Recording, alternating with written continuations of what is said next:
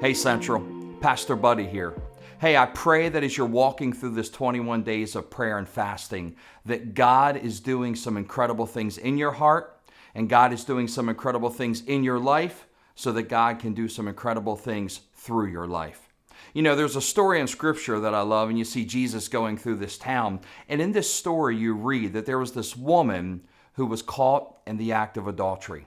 Well, at that time, the religious leaders came and they wanted to stone this woman to death for her act. And they all gathered around and they were calling her names and they were about to stone her to death. And then Jesus arrives on the scene, and it's an incredible story. Scripture talks about how Jesus knelt down, and most believe that he wrote their sins in the ground and said, hey, if you don't have any sin, go ahead and cast the first stone. And they all walked away. But I love this next part where it says that Jesus knelt down and he asked the woman, he says, well, where are your accusers? And she says, they're not here, Lord.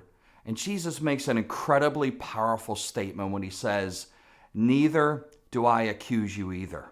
I don't know where you may be in life, what you may be going through, but know this, that Jesus cares for you right where you are. He wants to see your life impacted, and he has an incredible plan and a purpose for your life. And the next part of that story, he says this, and this is the grace part of who God is, when he says, neither do I accuse you either. I don't condemn you either. And he speaks that very clearly. But then he says these words as well. And this is the truth part of God's plan for your life. He tells her, now go and sin no more. In other words, go and don't live this way anymore. I have a plan. I have a purpose. I have a destiny that I've called you to. Receive that and walk in that.